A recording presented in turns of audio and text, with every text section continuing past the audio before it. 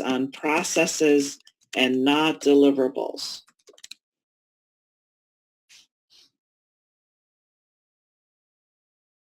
Great. During managed quality, the focus is on improving processes. And then in which one is the focus on measuring deliverables?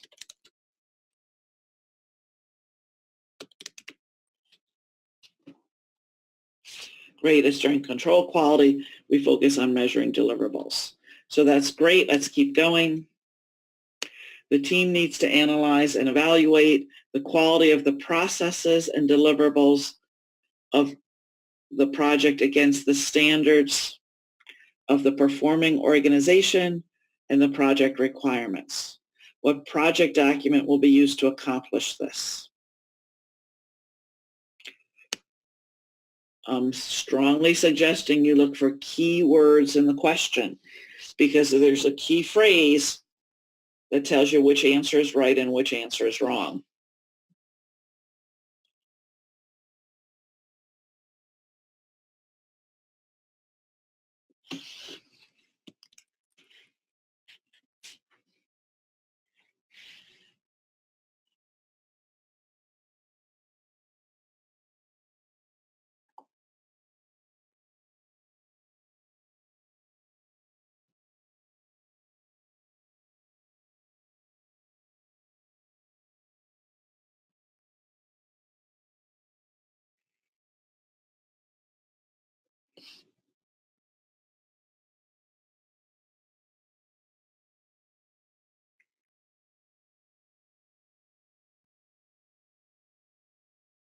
And so we can see here, when we look at each other's answers, some B's, some C's, an A, a D.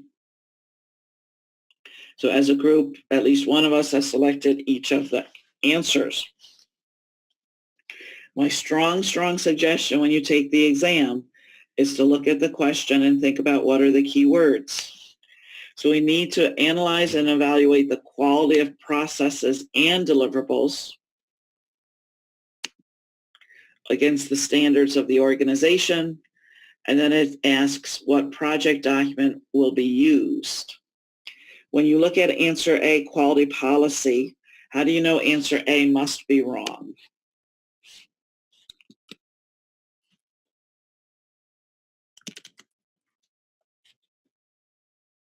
So Shri, be a little bit more specific.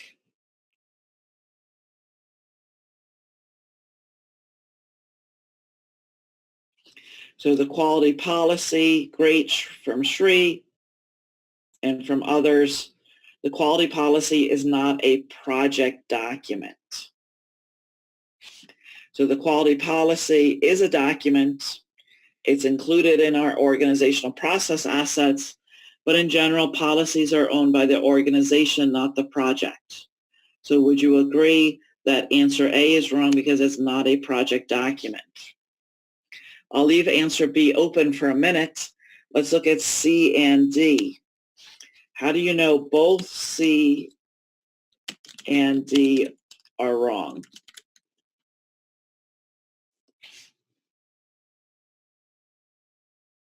And so I'm hearing from a few people that, so Karen, they're not processes, but let's look at what we're hearing from several people now.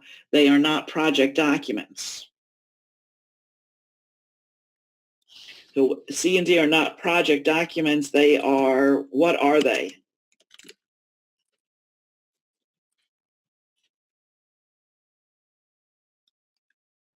So great from Karen. C and D are elements of the project management plan. If they're elements of the project management plan, it means they are not project documents.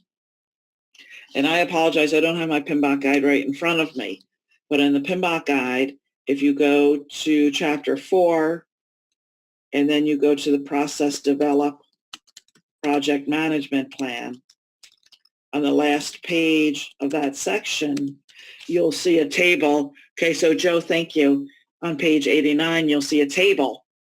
And in the table, the left-hand column are elements of the project management plan, and then the right two columns are project documents. So C and D are wrong because they're elements of the project management plan and they're not project documents. But let's talk about B, quality control measurements. These are the measurements that come out of quality control. And by looking at these measurements, we can see how we're doing with deliverables, but also the quality control measurements can help us understand which processes are not working or which processes need improvement. So, okay, on this one, how we eliminated A, C, and D, but then how we said that B is a good answer. So when you're using my online materials, really focus on those questions when I talk about project documents versus business documents versus elements of the project management plan. Your team is spending much time and effort preventing errors. The cost of this work is most often seen as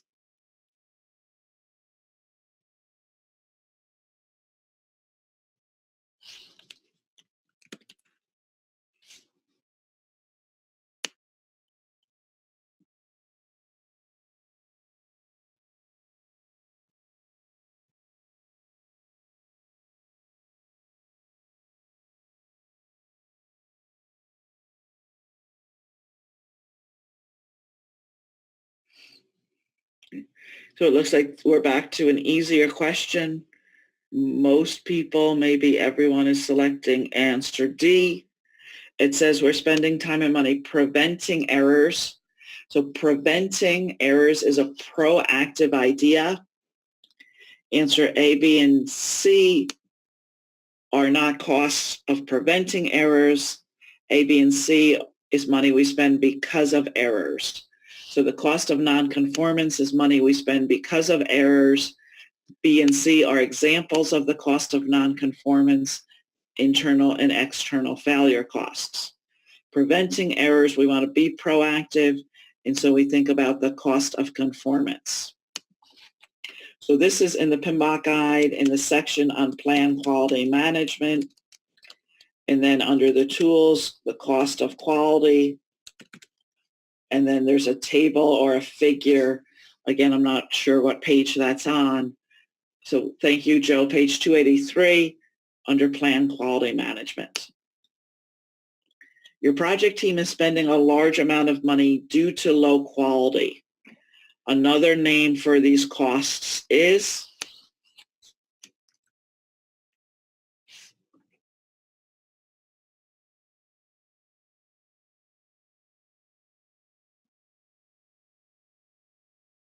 so it looks like this is an easier question. Spending money due to low quality. This means we're spending money reactively because of low quality. A, appraisal costs. B, prevention costs. These are categories under the cost of conformance. So A, B, and C, appraisal, prevention, the cost of conformance. That's money we spend to avoid failures. D, the cost of nonconformance. This is money we spend in reaction to failures, or we might say money we spend because of low quality. Joe already told us that would be page 283 of the PMBOK guide in the English version. Here I take the two ideas, the cost of conformance and the cost of nonconformance. Oops. So the cost of conformance is money we spend proactively to avoid failures. The cost of nonconformance is money we spend reactively because of failures. Your organization has struggled with quality management on projects. Therefore, a consultant has been hired to proactively offer assistance in a positive manner to improve implementation of processes to help the team raise productivity. This type of work often occurs as part of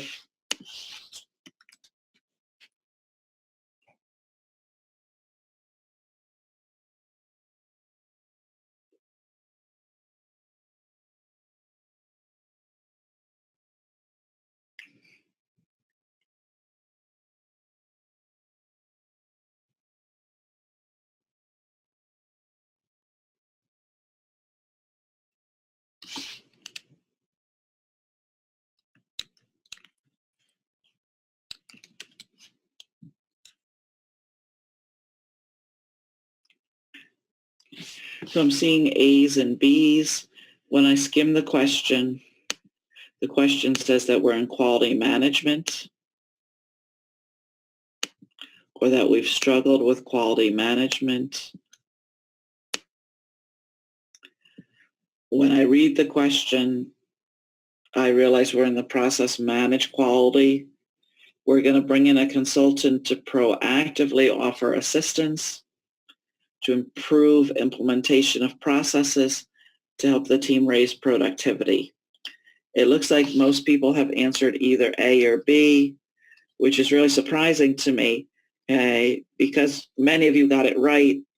The last time I reviewed this sample question, most people were selecting C or D. So the answer needs to come from quality. It says we're trying to improve implementation of processes. I think it's a tricky one. I think most of us can eliminate answer C and D here. The question is about quality, so it's not team building. It's not training. Oops. So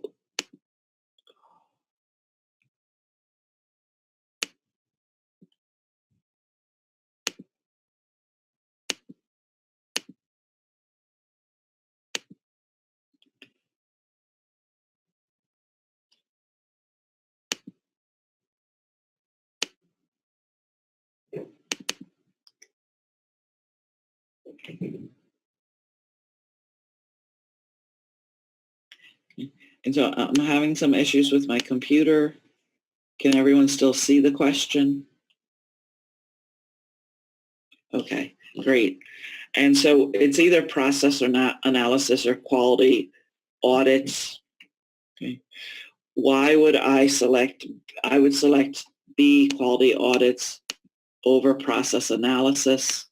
I think it's a tricky question, right? If you go to the PMBOK guide and you read about process analysis, this is analyzing the processes. If you read about quality audits, you'll see they give lots of examples, including this idea of the auditor proactively offering assistance to improve the implementation of processes. So process analysis is more what's going on with the processes. Quality audits also includes that, but then with quality audits, what are we going to do about it? So why do I have this question? It's because many of us, including me, have a negative connotation with the word audits. And PMI is using the word audits more in a neutral way. Someone comes in to see how we're doing, but then they sit with us and they coach us on improvements. So that coaching may or may not be what you think of when you think about audits. But thanks, Joe, page 294. Read about these two tools and techniques, okay, and then see why I would lean towards quality audits here. It is important to understand the project and product attributes for our project. What input to the control quality process describes these attributes and how the quality process will measure them.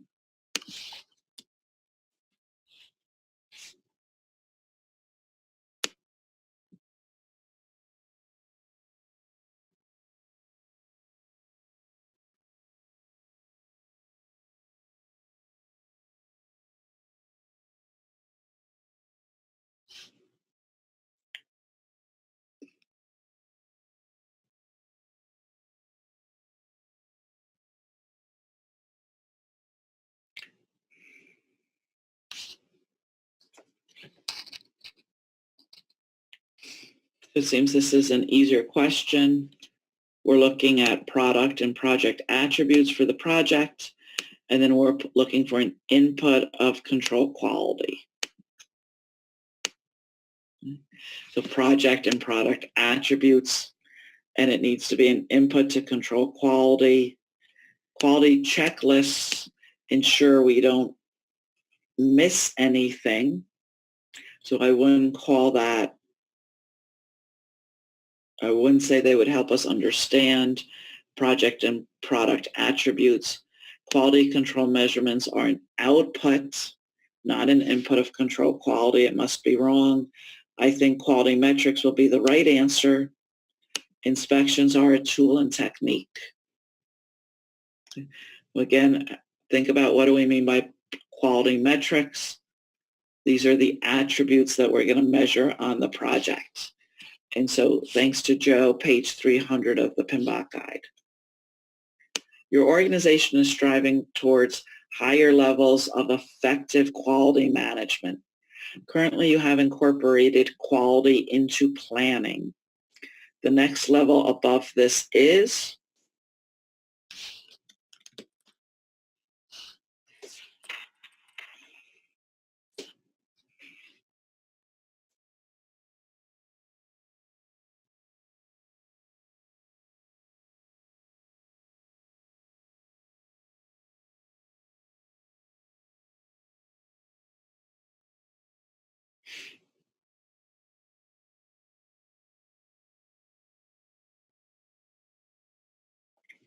So it says we're striving towards higher levels of effective quality management.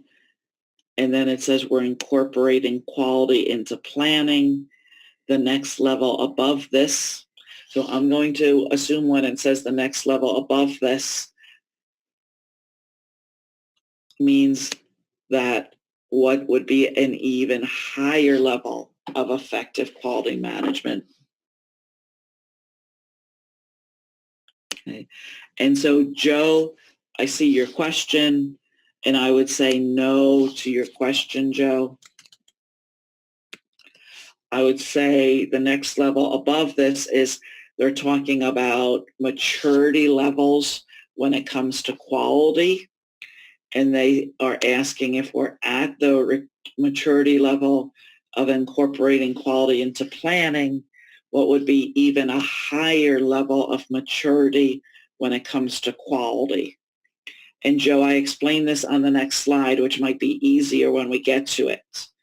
But when I look at the choices, A, letting the customer find defects.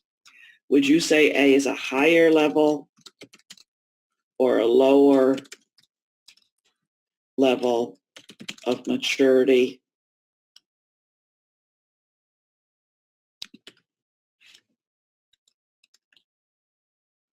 I would say A is a lower level than incorporating quality into planning. So I'm going to eliminate answer A. Develop a quality culture. I would say answer B, having a culture of quality. I think B is a higher level. So B might be the right answer.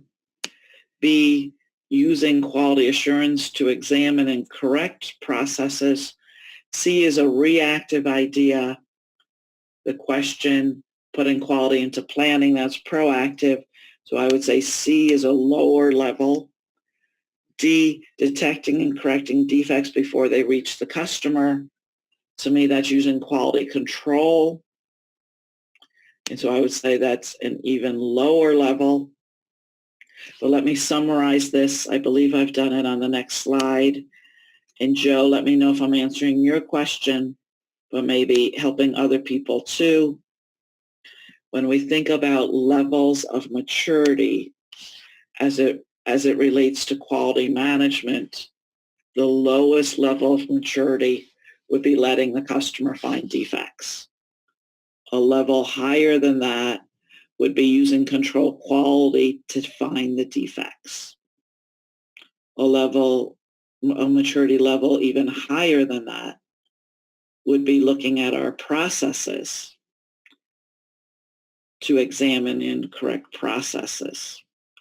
An even higher level would be to plan quality into what we do. And the highest level would be to create a culture of quality.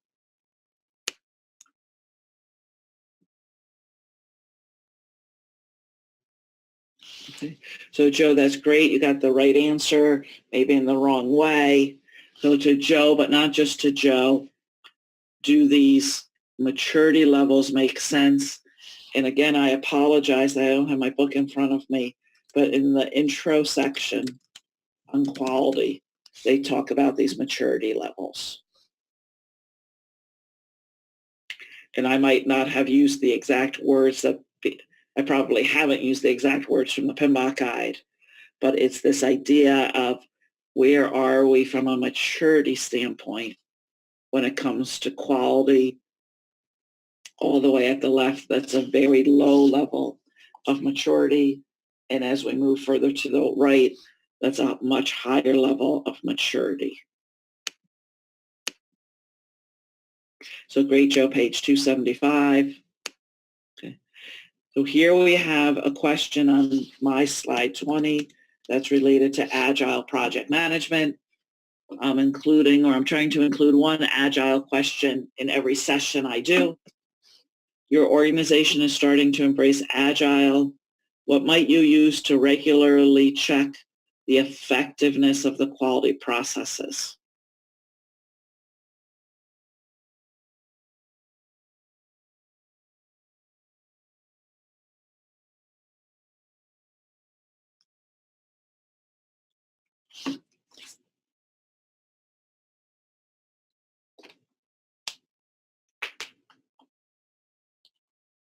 So I'm seeing different answers, C's and D's.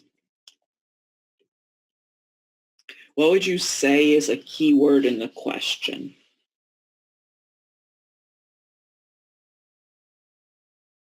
So when you look at the question, what would you say is a key word or phrase? We might say regularly check. I would say agile is a key word for me. And then I might say the effectiveness of the quality processes, or maybe I'll be real specific. I think a key word is processes. So I skim the answers. All four relate to agile, which means to me agile is not a key word in the question anymore because it doesn't help me eliminate wrong answers. So I want to regularly check the effectiveness of the quality processes. Someone describe to me, what do we mean by a sprint backlog?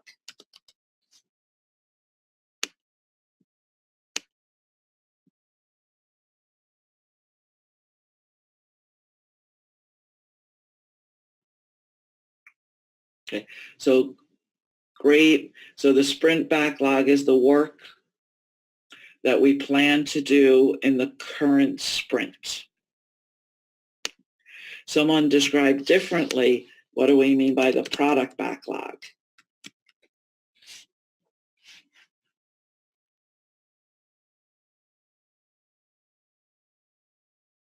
Okay. So great from Joe and from others. This is all the work that needs to be done on the project, but the product backlog,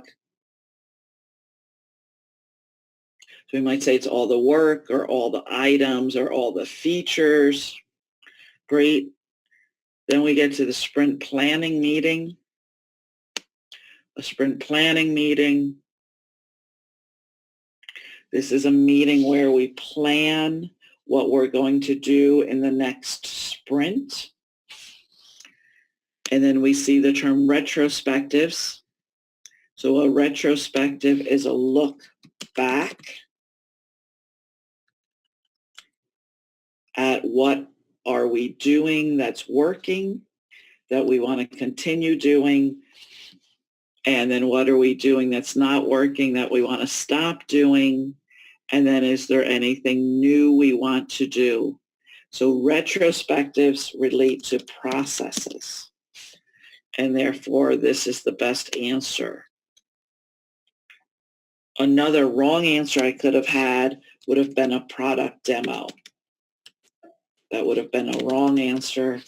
A product demo or a product review, those relate to the product or the deliverables, where retrospectives relate to the processes. Okay. So a side note, after you get your PMP, I am developing an online ACP course for those of you interested in Agile certification. So don't think about it now. But after you get your PMP, get back in touch with me if that's something you'd be interested in. Let's do another question. You've been preparing for the PMP exam for only 5 days. You're struggling to understand the relationship between process groups and knowledge areas. As an example, you're struggling with sample questions that ask what processes are part of a specific process group and a specific knowledge area. To help you, you most likely will use A,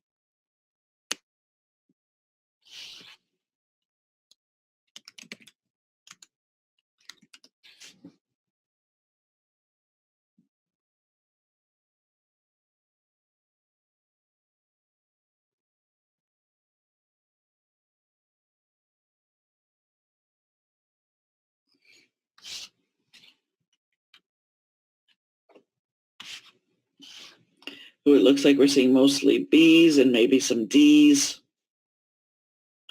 It says for me, the key phrase is relationship. We're struggling to understand the relationship between process groups and knowledge areas. And then it's asking, what will we use to help us? If I look at answer A, a tree diagram, can you give me an example of a tree diagram that we talk about in project management?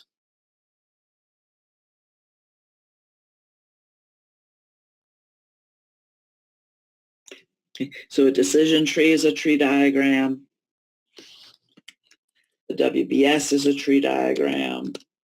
The risk breakdown structure is a tree diagram. So with tree diagrams, they show parent to child to grandchild relationships. So I don't like A.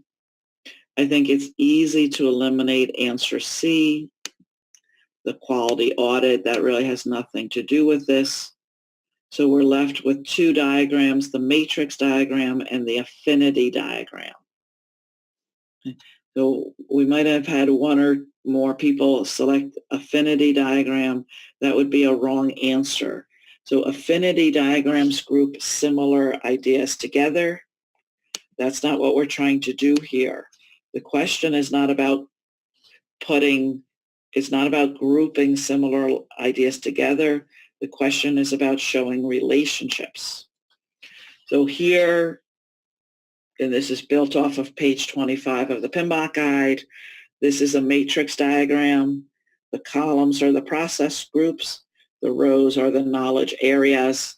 And then when we try to understand the relationship between initiating and integration, what we're looking for is develop project charter.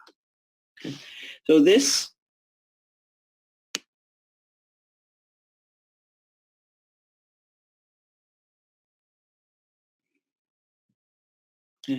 So I'm looking at, well, if we look at this slide, I hope it's clear to everyone what we mean by a tree diagram.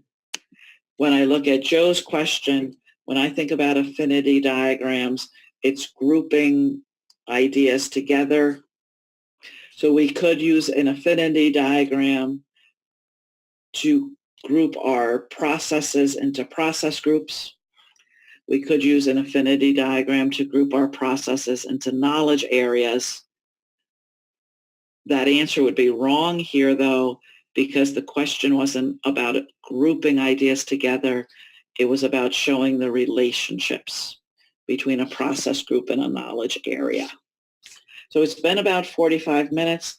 I'm going to have to start wrapping up now because I am teaching another session at 8 a.m. So to help me get better, can you tell me what were some of your takeaways today? Any comments about things that you learned today in this session?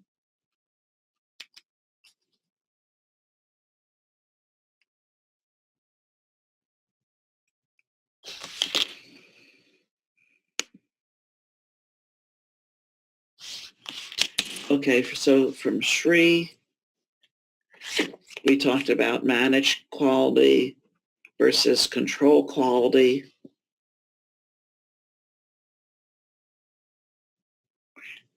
And then from Terrace, the same thing. And from Colette, the same thing. And I think that's a huge takeaway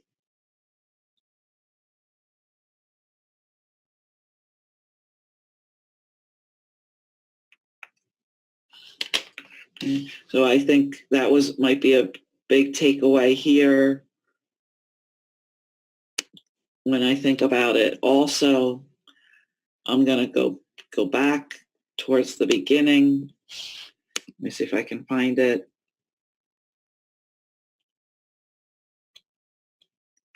I think in the beginning, some of us struggled with test and evaluation instruments. So for some of us, that was a new idea.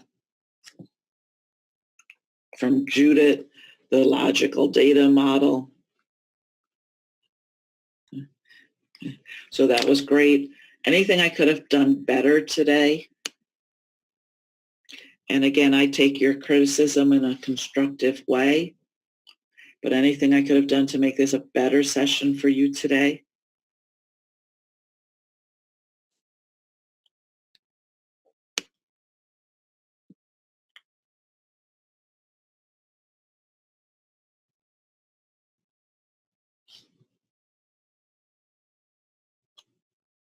Okay. And then I'll make a comment to just a couple of you. Hey, John. Okay. So this is for John. Wanted to let you know, I'm sure you know, but someone in your class passed the exam and really, really passed the exam. And then Joe. So Joe was in a session I did last week. So so John didn't pass the exam, but someone from John's class did. Okay. And then Joe, someone in the class you were in last week passed the exam. Okay.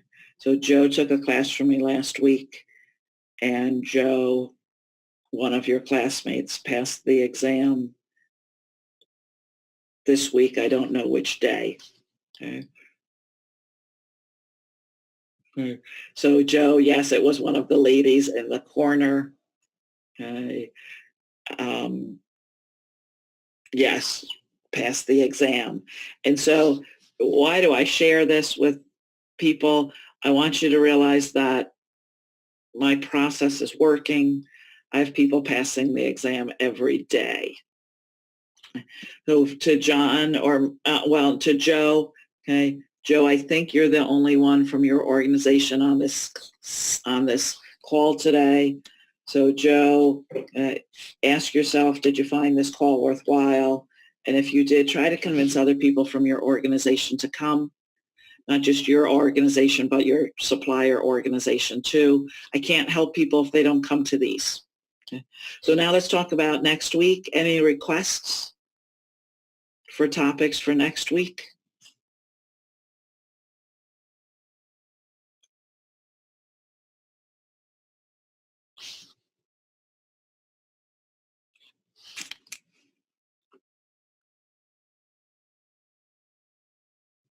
So I see a request for stakeholder. I see a request for procurement.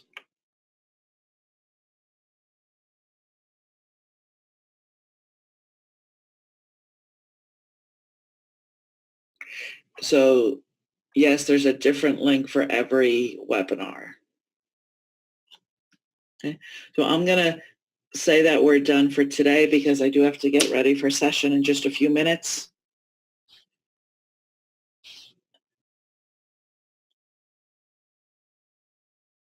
And any other questions or comments? And if not, then I'll see some of you next week. So Shrili, I don't understand your question.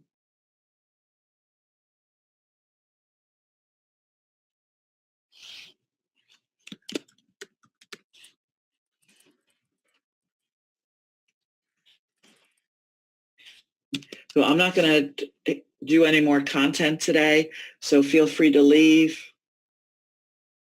But I'll see if I can answer just a few questions for people. Okay, so I guess I would ask, okay, so I guess, oh, okay, so Joe, you came because you had the day off. And Joe, I don't know in your work environment if people could actually attend. if it was during the work day. And I don't know if your firewalls would block this anyway. Okay, so Shirley, are you a member of my online program? So Shirley, you're not a member of my online program. Okay. So in my online program, we put announcements up. So Shirley, how did you find out about this session?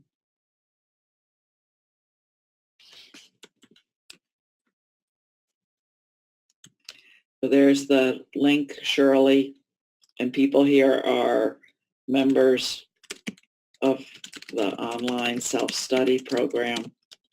The price is $59 per month.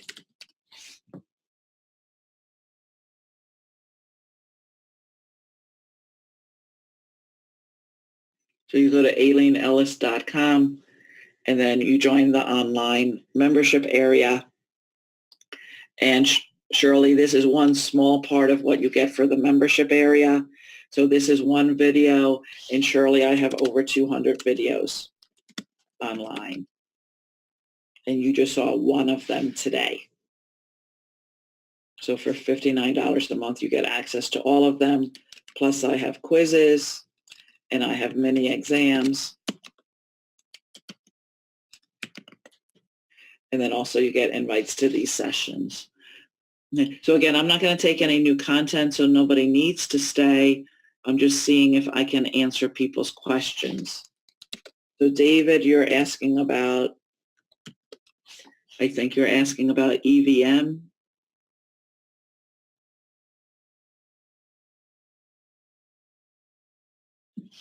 So David, in my online materials,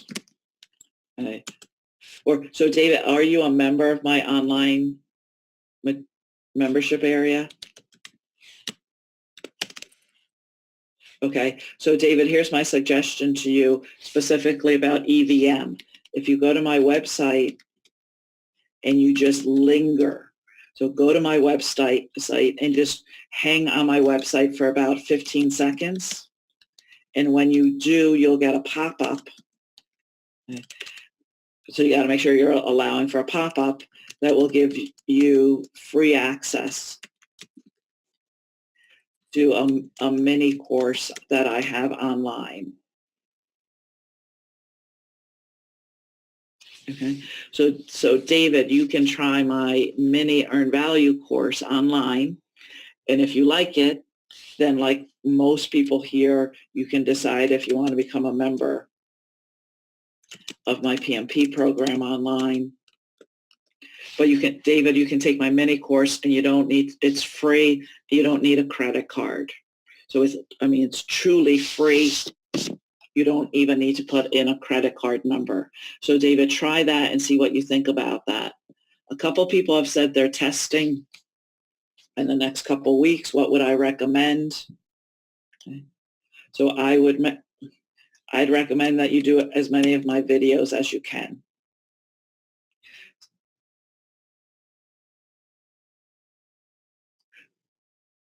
Well, so if you're testing in the next couple weeks, again, in my membership area, just do as many of the videos as you can. Also, you'll notice I have a final practice exam. That would be something I would do in my online materials. There's areas I would focus on. Perform integrated change control. I would focus on that area. I would certainly focus on quality. But really, I'd put as much as I could into the videos. So David, I'm not exactly sure if I understand your question. David, when you go to my website, again, just linger there. And within about 15 seconds, you'll get a pop-up. And you need to put in your name and your email address. And this is for David. And then you get access to my Earn Value online workshop for free. Again, name, address, email address, no credit card. And then if you like that, then you can decide to join the full membership so that you get access to all 200 videos. So I'm going to have to go because I do have another session starting in just a few minutes. If you have more questions for me, you can email me, but I'm going to close this. So if you're going to email me, grab that email address.